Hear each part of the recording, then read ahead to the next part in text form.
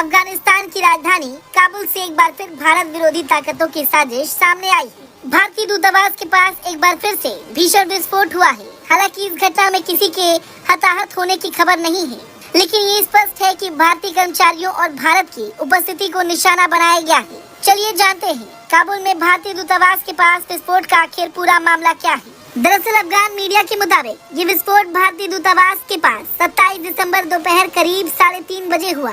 घटना के बाद तालिबान ने पूरे इलाके को घेर लिया और तलाशी अभियान शुरू कर दी गई।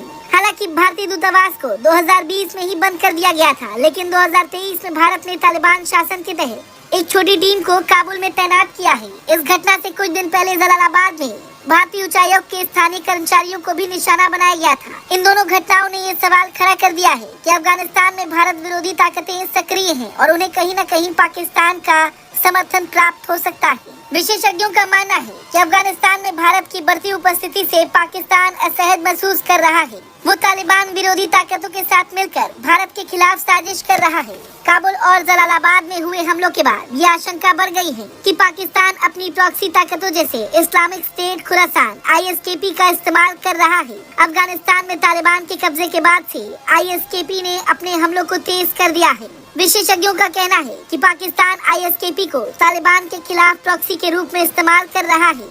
ISKP के हमलों का उद्देश्य अफगानिस्तान में अस्थिरता फैलाना और भारत के प्रयासों को बाधित करना है। हमले के तुरंत बाद तालिबान लड़ाके मौके पर पहुंचे और पूरे इलाके को घेर लिया गया। तलाशी अभियान जारी है, लेकिन अब तक किसी भी संगठन ने इस हमले की जिम्मेदारी नहीं ली। तालिबान के किसी अधिकारी ने इस घटना पर आधिकारिक बयान नहीं दिया, लेकिन उनकी सक्रियता ये संकेत देती है कि वो हमलावरों को पकड़ने के लिए गंभीर हैं। चलिए अब समझते हैं कि आखिर भारत का काबुल में दूतावास क्यों निशाने पर है। दरअसल भारत अफगानिस्तान में कई विकास परियोजनाओं में सक्रिय रूप से शामिल रहा है। पाकिस्तान अफगानिस्तान में भारत की बढ़ती भूमिका से परेशान है। ISKP और अन्य भारत विरोधी ताकतों का इस्तेमाल कर पाकिस्तान भारत की उपस्थिति को कमजोर करने की कोशिश कर रहा। भारत ने अभी तक इस घटना पर आधिकारिक बयान नहीं दिया, लेकिन ये स्पष्ट है कि इन हमलों को हल्के में नहीं लिया जाएगा।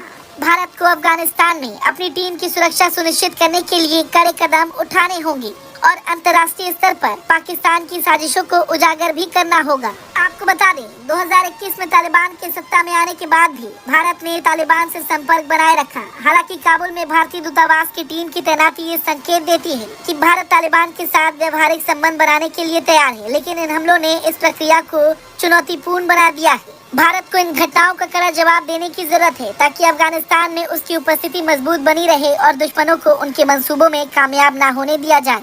ब्रेकिंग न्यूज सबसे पहले देखने के लिए सब्सक्राइब करें।